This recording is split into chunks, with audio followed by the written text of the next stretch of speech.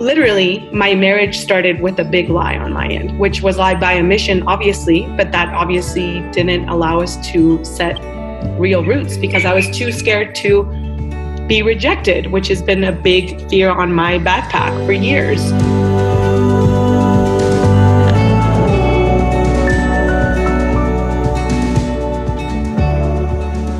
So I had Odette Cressler on, who is the founder of the Harmony Tribe online, because I really want to start unmasking a lot of our own misconceptions, perceptions, boxing of certain types of people in this world by raising awareness around different sorts of things. And this week, I want to go maybe in a totally different direction and talk about addiction. Addiction for people who are in university, who, if you saw them on the street or at a party, you wouldn't think that they had anything quote unquote wrong with them. They weren't shooting up in the alleyways. They weren't homeless in a tent. They were just your kind of everyday average person who was struggling with a raging eating disorder.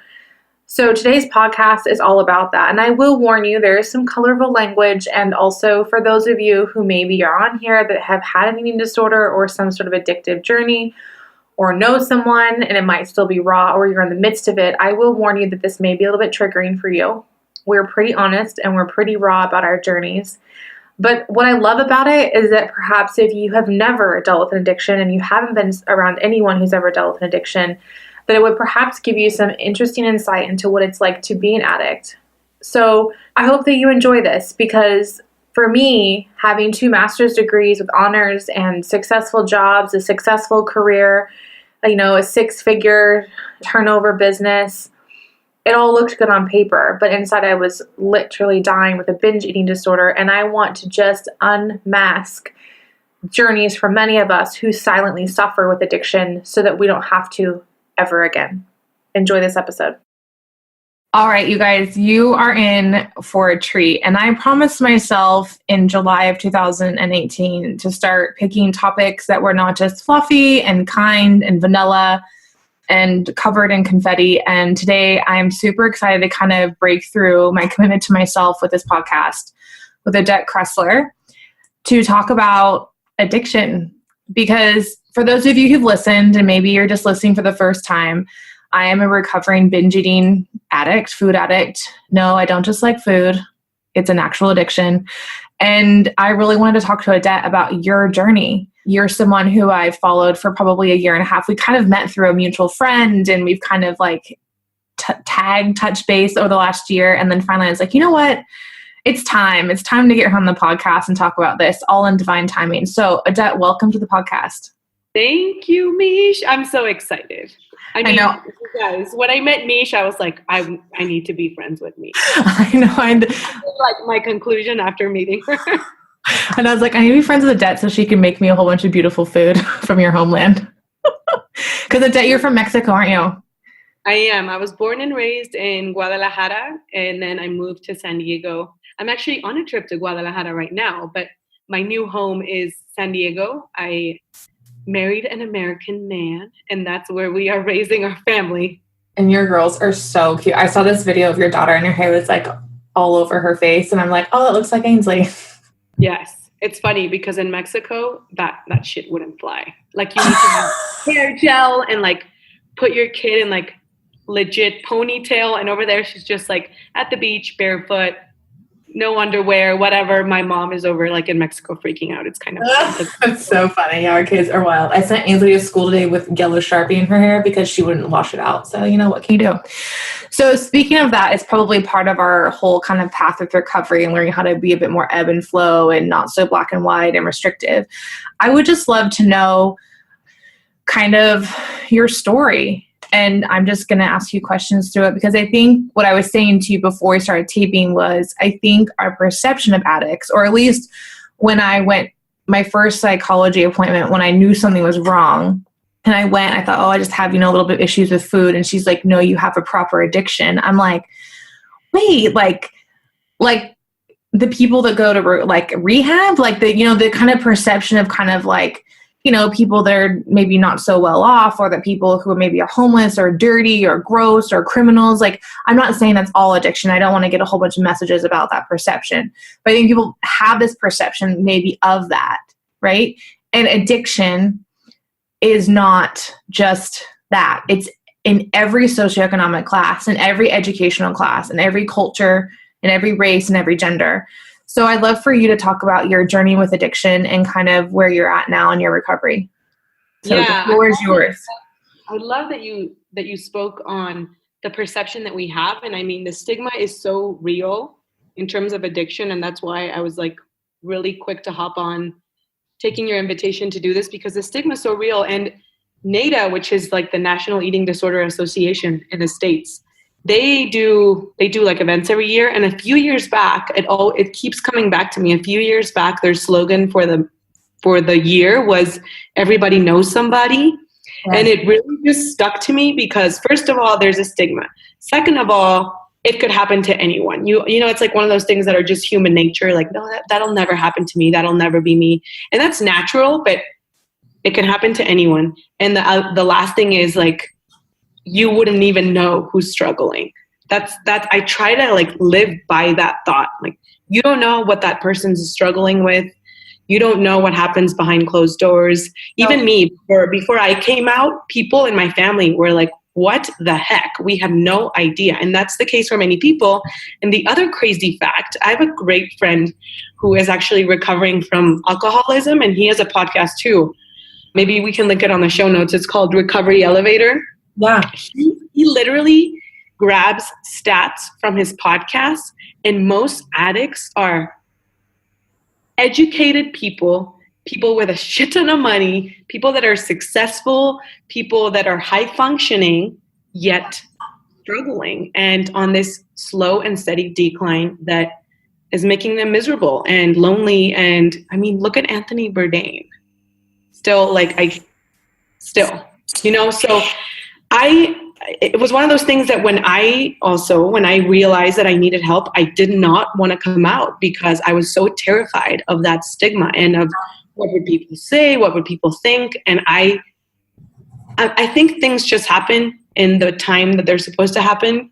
Yeah. But I so wish I wasted time, Mish. I try to learn from my regrets. I don't think that it's possible to have a no regrets life. I have a shit ton. And one of them is not being courageous enough to ask for help earlier, because I literally wasted chunks of my life. I wasted 10 years. I wasted 10 plus years and important dates. You know, I remember my wedding, but there's chunks of my honeymoon that I like was totally in the tunnel of my addiction. And just important things. And I'm grateful that I'm healthy and in this world right now, in the recovery world. But I talk about this so that hopefully people don't waste as much time as I did or as you did. But I probably struggled from age 14 to 24 when I checked into a rehab center exclusively for eating disorders in California. And my story was crazy because I had all of the eating disorders, and there's actually a name for this. It's like, I don't have a name for my eating disorder because I went from like anorexia to bulimia to perpetual dieting. Like, I did everything. I went from, so in eating disorder world, you're either a restrictor or a permitter. Yeah. And I was kind of both. I just went from one end of the spectrum to the other according to, I went through phases. Mine was really cyclical. But when it got really bad was when I had a little bit more freedom. So I always was just dieting. Even in the yearbook was like, you know, they say the things and it was like the one who was always dieting. Like when I graduated from high school, wow, that was my superlative, like the dieter, like the one who was always on a diet. And I was totally proud of it, of course. Wow, I can't believe they even put that in a yearbook. Like, I can't even believe they would actually allow that in a yearbook. It was crazy. Unbelievable. And I was proud of it because that's what you do. You create like your image. You create your image. And then when I went to college, I had more freedom because I didn't live at home. And that's when I started experimenting with purging. And obviously you have to learn. And it got to a point where I wouldn't even have to like put my fingers down my throat. Wow. Like I could just like, my body wasn't even taking the food anymore.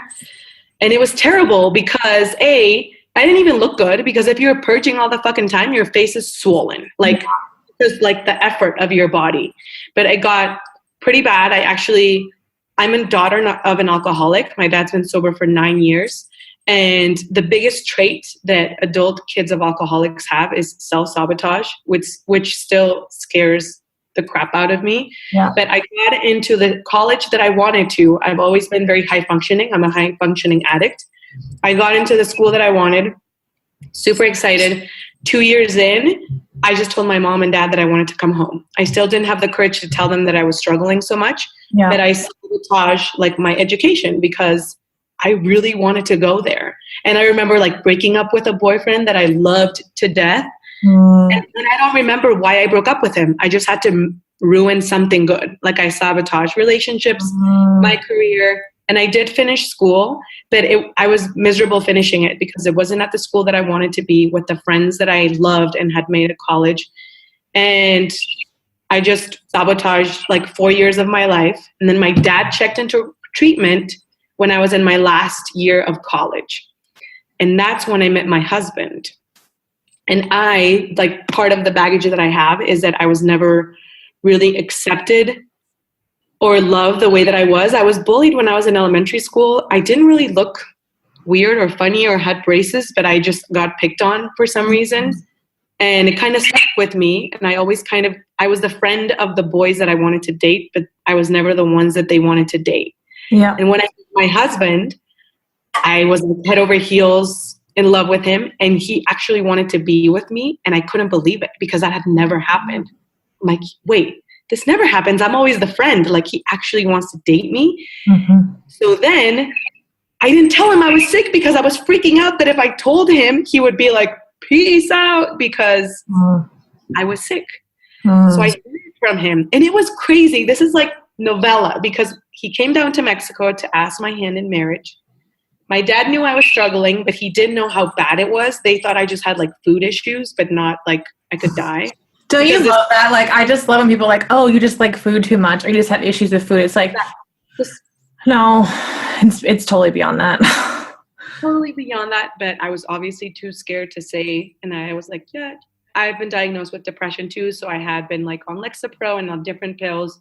So when he asked my hand in marriage, my dad in Spanish, because he doesn't speak English, told me, you've already told him about your stuff, right? And my husband, John, is sitting right there. Wow. And I said, to my dad's face, I said, yes. And then my husband's right there and he's like, what did your dad just say? And I was like, oh, he's just wondering if you already know that I've kind of had depression, but I kind of already told you about that because I had kind of told him, oh, I've had some depression, but I left it at that because that felt safe. So literally my marriage started with a big lie on my end, which was lied by omission, obviously, but that obviously didn't allow us to set real roots because I was too scared to be rejected, which has been a big fear on my backpack for years. So long story short, end up moving to San Diego, continue to binge and purge whenever I can, when my husband's at work, whenever we were partying and I could get away with like hiding into the bathroom. I also really started running a lot, but running on really low fuel. And when I went to treatment, my therapist told me, you could have died so many times and you didn't die because you had purged and then like ran 7 miles or whatever. Your electrolyte levels were all screwed up. You could have literally passed out so many times. It was bad. It was bad, Mish. And it got to a point where I was never super, super thin to where people were very concerned because that's one of the biggest lies about eating disorders is that you have to be either super obese or super thin for people to believe that you're sick. Yeah. So that didn't help. That didn't help with my denial, and it was fueling my addiction. I'm like, look, I'm still functioning. I still look like a normal person. So what's the problem? So I was even like feeding into my own denial because your eating disorder doesn't want you to kill it, obviously. So that was a couple of years into my marriage until I just couldn't. I think I went on like a 2-week, literally purging every single meal that I was eating. And I like had a huge meltdown, long story short, ended up telling my husband. It was a breach of trust. He's like, who have I been living with for 2 years? Like, I don't even know who you are. It was my crisis, my personal hugest like meltdown and rock bottom. It was our first big marriage crisis. And I checked into rehab like 2 days after that. Called my parents in the middle of the night, finally told them to. I was bawling. My husband's like, you need to call your parents. this isn't going to fly. Like he was so hurt and upset. I can't. Of course. Yeah. Yet, thankfully, I'm so grateful for that. Still very supportive. He's like, let's do what we got to do. Like, let's get you help. Went to treatment, and it's going to be 5 years. But the big misconception about eating disorder recovery, and I know that you've touched on this for a little bit on like multiple of your posts, is recovery around food is really hard. And my dad, who's been sober for 9 years, tells me he was addicted to like drugs and booze. And he tells me that he's like, it's different, but I still deep down think that you guys have a little bit harder because you can't quit food. You know, I'm sober and I don't have to engage with alcohol or drugs ever again. You have to learn to recreate that relationship with food. And the only way, it's been 5 years, my 5 anniversary year just hit my 5-year anniversary. And I think this is the first year that I can truly, truly say that I've surrendered with the food thing, because I was still obviously not binging and purging, but I was still restricting here and there. I was still overeating, which overeating is totally fine. But every time I overate, I like shame cycled. It's too much. It's too much. And the only way out is through. And that takes so much time. And so many bad days where you do the thing. Like, it's not really a relapse, but it feels like a relapse. So you're like, what the fuck am I doing? But you have to get through those days, and they just start like being more separated from each other until finally you're like, oh, that hasn't happened in a long time. Yeah. And I what I was going to say to you too is like how, like if you're an alcoholic, it's like you're sober for 5 years because you haven't had any alcohol. But like, how do you define like eating just like, I was like, so am I recovered? Like, do I count it from the day that I don't emotionally eat? And I was like, you know what? I'm not even doing that, because all that does is like perpetuates this. And like a couple weeks ago, I just like had a night off, and like I had a bit of alcohol, and like I just ate whatever I wanted. And I felt like shiza the next day. I was so sick the next day because my body now with weight loss surgery just can't process like high fat and alcohol anymore. And I was like, that was just sometimes those moments of like, I'm just gonna do whatever I want still come up. They just come up less. It might happen every 3 to 4 months. But I think like what you said, it's not even about, it's like less about, I feel like eating disorder recovery from like a binging perspective or an overeating perspective is much different than alcohol or drugs. I mean, I'm not an alcoholic and I'm not a drug addict. I've never even done any drug in my life. Probably because I probably subconsciously knew that if I did, I would just get super addicted to it. Like, I'm like, oh, I've just always steered so far away from it. But I think what you said is really true. It's like you come to a point in your recovery where it's like, okay, that was an interesting night, move on. Whereas before, like what you'd said before was, you know, like the rejection and also that shame and guilt cycle, which Brene Brown talks about a ton. But it takes so much time, and it takes so much vulnerability and courage to be like, I'm feeling this or I'm feeling that, or it's hard to be like, okay, do I get a medallion? Like, do I get a gold ticket? Do I get, you know what I mean? Like at AA and stuff, they give you like little tokens, I think, or whatever. It's like, how do you know that you're like done? I don't know if you're ever done as a food addict. I don't think you're ever done. I think a couple of ways I've learned to just measure my progress and try to focus on that, because yeah, totally. For me, even today, the days after, like a day where I overeat, still, it's shame for me is the hardest thing. Like I feel like it goes by quicker, and I'm able to shake out of it. But I think that the progress for me is lied and like knowing that voice, like knowing actually the addictive voice. Before, I thought it was just me, like when I checked in, or for my life. There's people without even a known addiction that think that their voice is always them. It's not. So I feel like the biggest thing that I've able to see in terms of progress is I'm very much self-aware of it. I know when it's me, I know when it's not me. And that doesn't mean that I always listen to the me. So I always know when it's not me. And sometimes I listen to the not me. And there's nothing wrong with that. I've had to accept that. Totally. Sometimes I make the shitty thing, the shitty choice, and that's fine. But at least I know that it was a shitty choice. Before, I thought it was the only choice, whatever was happening. Yes. So there's the one thing. The second thing that I've noticed how I like measure progress is like the day after, like I'm able to pull myself together versus like string more days of that. You go on this like streak. So that's another thing. And I do honestly have really learned the biggest thing that I have still as an addict is I'm a perfectionist. Yeah. So I bring my perfectionism to my recovery. Yeah. And because I don't live up to my recovery standards, I shame myself even more. So I've had to learn that my perfectionism is also a part of, it comes over here, not because I just sought out recovery, then I'm not perfect. I actually mirror it onto my recovery as well. So exactly what you said, I've talked about so much. How many times am I just looking for the pat on the back or the reward or the medallion? Like, we can't count days. I'm not over here counting days. And that makes my perfectionism very uncomfortable because I want to be like, look guys, I've been emotionally eating free for 5 years, and that's bullshit. Yeah, I know. I'm like, I think everyone, I mean, it's all about what I've learned too is like, it's all about your intention. Like, you know what, if you're PMSing and you just want chocolate, then just eat it. Like, go for your life.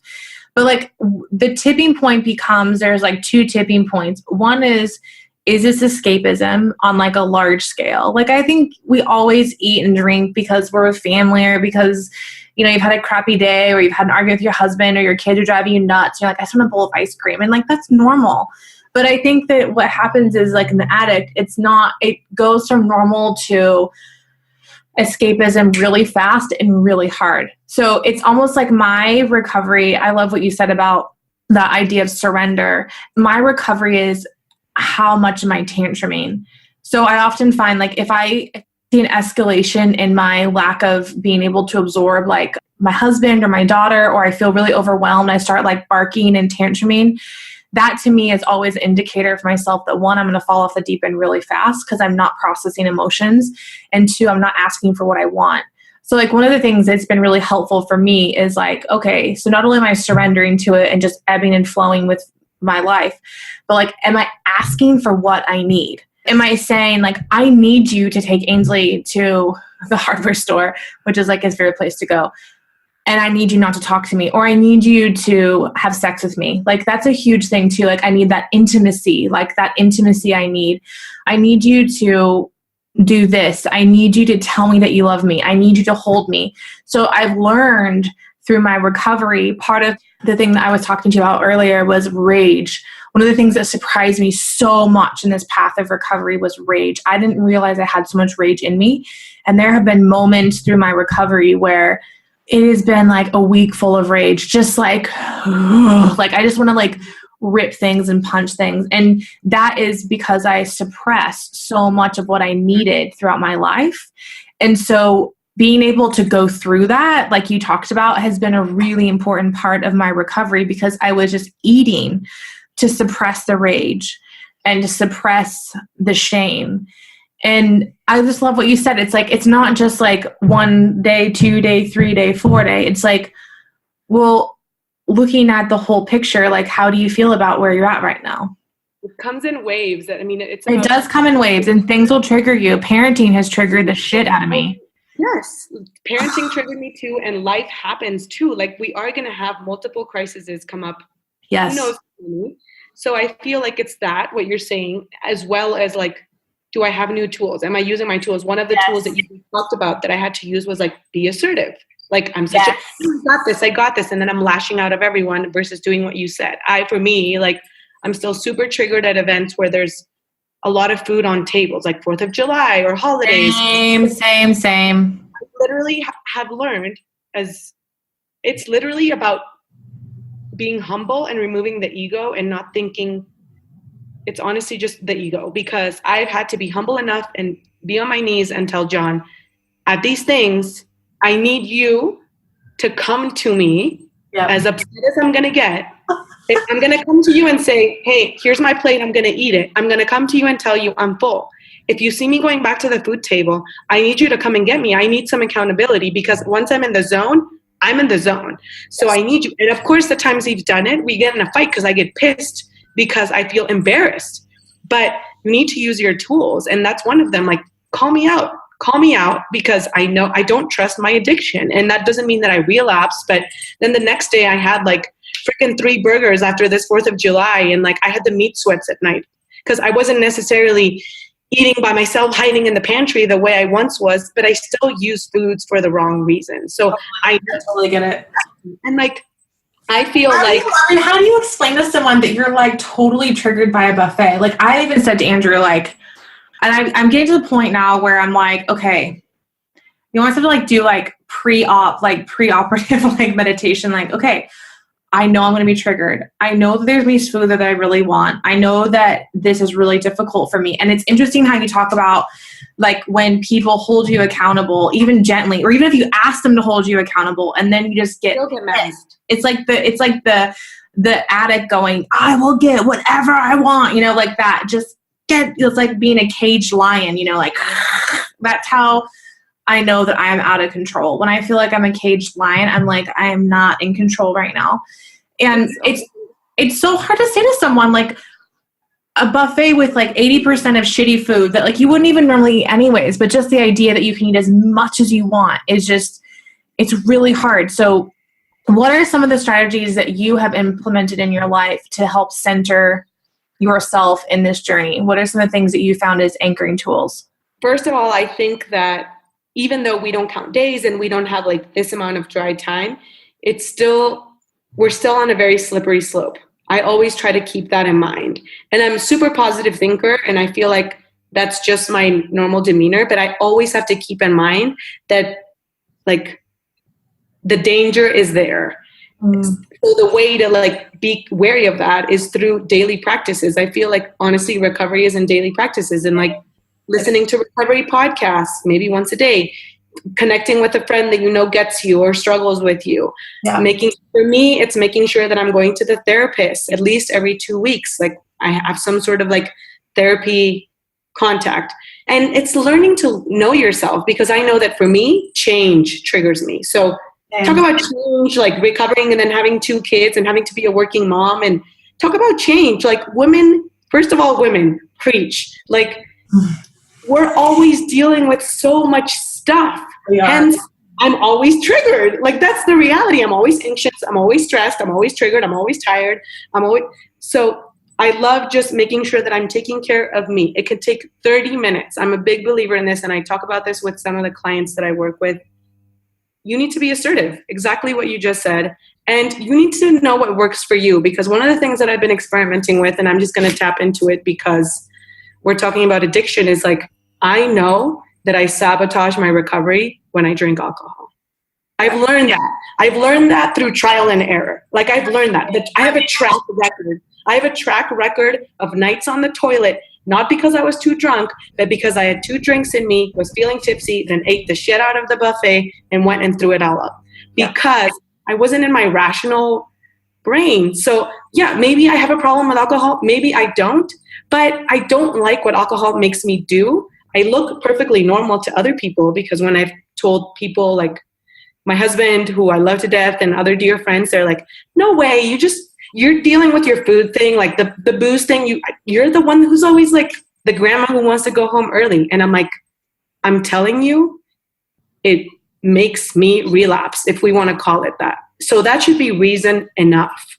It creates this like monster in me where I know the difference of voices, but the bad one always wins when I'm under the influence. And this is a really like quick thing. Like people don't understand, like when I said to Andrew, like if I'm in the addict mindset, it is like a tunnel vacuum that like just sucks you. It's like you couldn't even if you were absolutely full, like you had food up to the back of your neck, you will just keep shoveling it in. Like it is and like you get the hardest thing too to explain to someone too is that high. Like I've never done any drugs. I've never touched them, but like you can get high. This is escapism of sneaking food. And that was one of the things that part of my recovery was reconciling that if I wanted that high, I would have to find it from meditation or prayer or rest or relaxation.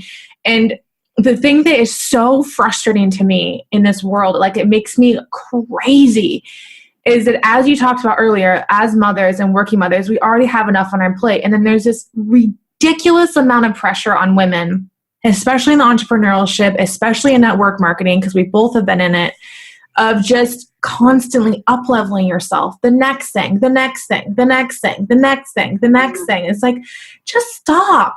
Like, it's enough. No wonder women are like binge drinking at home with kids. Like, no wonder women are like orthorexic or anorexic or bulimia nervosa or binge eating or only eating green shit out of a straw, because it's the only thing that they can control in a world where we are told that we are never enough.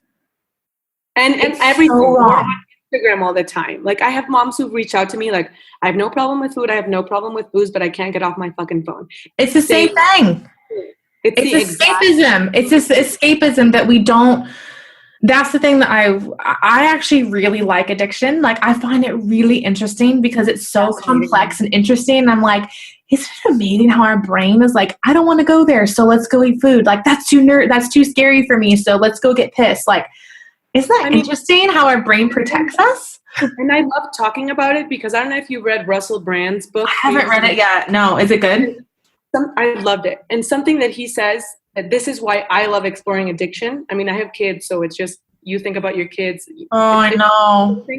But he says, the way that the world's operating now, the way that like technology, everything, everyone is on the scale of addiction. That's his theory, and I believe it. This is why I like talking about this, because even if I have had a podcast, it's on hiatus. One of the episodes that had the most downloads was called like Habits of Recovery for Non-Addicts, because they help everyone, because everyone is struggling with something. Everyone's looking for the next dopamine hit. Everyone's trying to escape, like you said. There's a scale. Maybe some people have it more controlled, but like you said, everyone's dealing with it in a way or another. So that's why I love talking about it. And it's true. And the reason why I like Eckhart Tolle, I'm not really religious, but I'm spiritual, or I consider myself, is because he talks about the acceptance of yourself as it is without any labels, and the acceptance of this moment. Because I feel like what he does as a spiritual teacher is he's not telling me to improve myself. I love so many entrepreneurs that I've learned from, that I'm so grateful because they've elevated my life. But I also need to be okay with where I'm at today. We're not always taught that. Like, there's this, like, and he's always like, when you're labeling yourself, like, I've been sober, I'm vegan, I work out every day. When you do all these labels, you're building your identity around this label, and you are nothing. None of those labels. You are just someone connected to everybody else, and that's enough for today. So I need those. I need those days when I'm super tired, and sometimes I don't want to listen to a recovery podcast. I want to blast the music in my car. And here I have like entrepreneurs saying like, every waking moment that you have in the car, turn on a podcast. No, I want to have fun. I want to dance. I don't have to be consistently working my brain. Like, I can just be not doing anything and be in stillness and be bored, because we're never allowing ourselves to be bored, and be okay with it. Yeah. I totally agree. And like, I think one of the things for me has been, I know that exercise is important for you. Like, that's been part of your recovery. I'm the opposite. Like, even though I'm sitting here wearing $100 leggings right now from Lorna Jane, I actually haven't exercised since my recovery in any capacity. Like, I'm like, I'll go to yoga, and then I'm like, no. Then I'm like, oh, maybe I'll sign for CrossFit. And I'm like, no, maybe I'll sign for this. I've done so many different things. And part of my recovery is that it's not right for me right now. I think that there's this like pressure that like, if you're not working out, then you're not healthy. It's like, well, I just don't have the capacity right now, and I haven't made it a priority. And so, but that's because I have had such a traumatic relationship with exercise. Like, the last time I was exercising like religiously, I was running like 8 or 9 miles a day, eating probably 800 calories. And that was so traumatic. It was such a traumatic link. And so I think one of the things too is that we need to be really careful about how we define what healthy looks like. And instead of listening to what other people think healthy looks like, we need to look at what healthy looks like for us. And healthy might be, 30 pounds more than the doctor says you should be. I remember when I went and saw my surgeon probably about 4 months ago, he's like, yeah, like, you could be losing weight faster. And I'm like, really? Like, I've already lost like 30 kilos in a year, which is a lot of weight anyways. And it's about 70 pounds. And I was just like, isn't it interesting how even in the medical world, we're still so hyper-focused on boxes. And I wasn't even triggered by it. I was just like, you know what, you can get stuffed, mate. Like you can seriously get stuffed. But I think it takes a lot of practice to get into a place where you're not triggered by external markers of success, especially if you're a perfectionist. One of the things that's helped me, like Eckhart Tolle is amazing. For me, it's been my faith. But again, I would consider myself, and I'll label myself progressive liberal Christian. Like I just am. So, but it's that kind of connection of recognizing that I am free in this moment and I'm never going to get any freer. So I have to just ebb and flow through that. So where are you at right now with your recovery then? Where are you standing in this moment? Honestly, right now, I feel finally at a really good place with food. So it took 5 years of uncomfortableness and getting to know myself better and trusting the process. And I mean, I'm 30 years old. I'm a perfectionist, like I said, and I always feel like I have to be honest with myself and I want results fast. Because for me, even going into treatment, I've always been a rule follower. It's actually a big quality of restrictors. So that you like rules, tell me what to do, and I'm going to do it. So that happened with me with diets. I would straight A every diet. And then it happened to me in recovery to where it's like, tell me how to get better. I'm going to do it and I'm going to get better. And I had to give it time. That's been the biggest thing, like give it time. And I think that what really helped me while I found this peace that I think I finally have after all this time is surrounding myself with people who already were there. Not that they were saying that they had the perfect recovery, who also shared their struggles, but who shared like the symptoms are way less now, or the behaviors are like a year apart, or I actually don't even think about food anymore, which does happen after like 10 plus years of recovery. So keeping that community close, because at the beginning, unfortunately, things that you don't hear a lot when you talk to people in recovery is you can't even trust your thoughts because you still don't know the difference. Yeah. So I had to let someone else. I had to be like, please, like it takes a lot of asking for help and humbleness. And I think that, knock on wood, and at this point in my life, I'm at a place where I can trust myself. So that I'm super grateful for. I don't really follow any diets or restrictions. I truly do eat intuitively, and I do love eating plant-based. I love the energy that it gives me. I love just how it feels. It has to do with ethics for me as well, and just a handful of other stuff. But I truly have no restrictions, which is awesome. I thought I would never be here. Like I would not even eat avocado. And now I'm like, what? Like it was crazy. Yeah, so crazy. But now like recovery never ends. And I'm kind of grateful because honestly, I go through rage phases like you. There are so many days in my life where I've told myself, I wish I were normal. First of all, what the fuck does normal even mean? And second of all, like now I think it's just other dimensions of my recovery that I'm challenging, because I don't really have an issue with food these days anymore. Like I definitely overeat sometimes, but I'm okay with it. The problem now is I'm starting to notice if I'm playing this whack-a-mole game where like, okay, I don't struggle with food anymore, but I'm on my phone way too much for a month. Or I've been drinking every single day, like I said. Like I've been just using 2 glasses of wine to cope. And that's when I started challenging my drinking as well. Is like now I want to make sure that I'm just not holding on to other things that may be socially acceptable, because I just know me well enough to know that I'm going to want more. And it's the same thing. I look at friends, I look at people, and I still do it. I'm human. I'm like, first of all, I don't know what's going on, but I do think like, look, she looks like she eats normally. She drinks normally. She exercises normally, and I still have to challenge that. When I exercise, did I exercise for the right reasons, or did I exercise because I felt like I had to exercise? I do love exercise. It is one of my rituals that really helps me in terms of mental health. But I never, ever, ever started digging into intuitive exercising until this year as well. So that's kind of new in my recovery. I don't really have a regime. I used to follow like workout programs that I think are amazing, but it's like, are they amazing for me? It's getting, totally. It's so true. Like some people love like CrossFit, some people love hot yoga. I'm like, I just haven't found my thing, and maybe I won't. Maybe my thing is just walking in the bush and going for hikes. My thing is running, but maybe I don't want to run today. And if it's on my schedule because I'm a perfectionist, I'm going to want to check that box off. I'm learning to not check that box off, to be like, I'm just going to not do anything today. Yeah. And I think the thing that you nailed on the head too is like the process of recovery is exhausting at times, because you're having, in the very beginning, you're almost like hyper analyzing everything. Like, and so when I guess for somebody who was going, wow, maybe I do need to seek help, it's like, go for it. You know, do not be afraid. Like the people, you've got NEDA, NEDA, which is a National Eating Disorder Association in the state. Recovery Warriors has a great directory.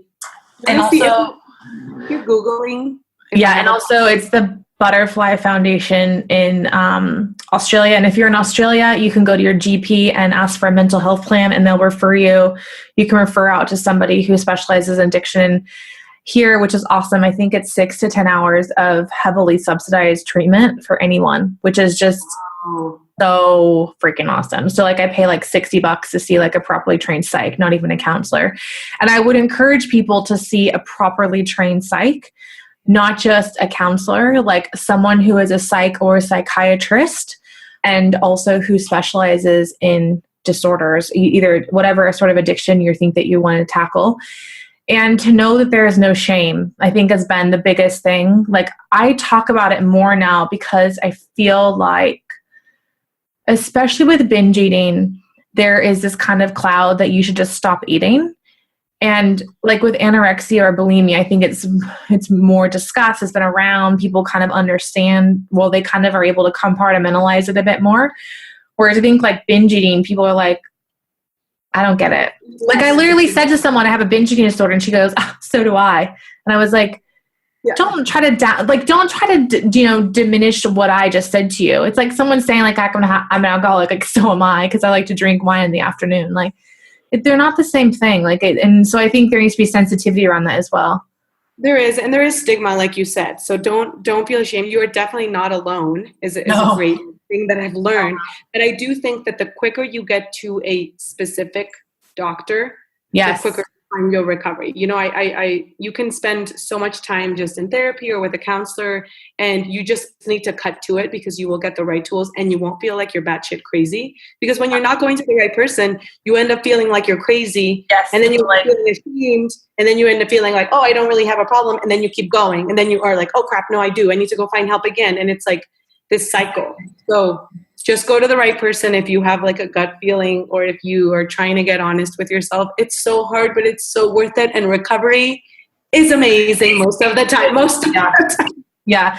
And I always feel like, you know, at the end of the day, I really truly feel like even in the midst of the darkest, I mean, addiction is dark and recovery can be super dark. You know, every single relationship that you've ever had, that you're ever in with your husband, your partner, your kids, your parents, your sisters, every single one of them is put through the meat grinder, because you're changing the way that you put boundaries in your own life. So therefore every relationship changes, and that can be really fucking scary. It's why people go to rehab and go straight back into the gutter, because it's scarier to be alone for a little bit than it is to go back into addiction where you understand it. Like I totally get it. If you're totally your comfort zone and your brain is freaking out because it doesn't like to be lonely, doesn't like to be scared, doesn't like to be vulnerable, doesn't want to feel like it's just a neurochemical reaction. It's very normal.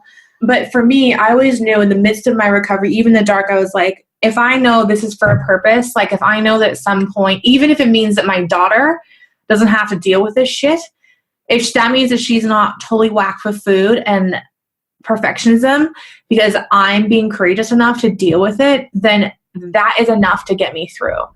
I mean, that got me into the doctor's office. That got me into the psych chair, was because I didn't want my daughter. And then I started seeing my husband deal with it. I was like, okay, so now this addiction is his worry, and he's walking on eggshells, and I could see him walking on eggshells. And I was like, like this isn't anyone's problem but mine. That was a tipping point for me. You're so brave. And you said it right when you said your daughter. That will help a lot too. Having a why, like, why are you doing this, helps a lot. So asking those questions, because a lot of the times you feel like you don't, this is subconscious obviously, that you don't deserve a better life, but you do. Or you're scared to let it go. Like it is, for however crazy it is, it's scary to let food go. it's really fucking scary. Like, it scares me. Sometimes I'm like, I remember like probably even 6 months ago, I was like, I can never give up sugar. Oh my God, oh my God, oh my God. So now I don't even give up sugar. I'm like, if I want a cookie, I have a cookie. I don't have 10 cookies anymore.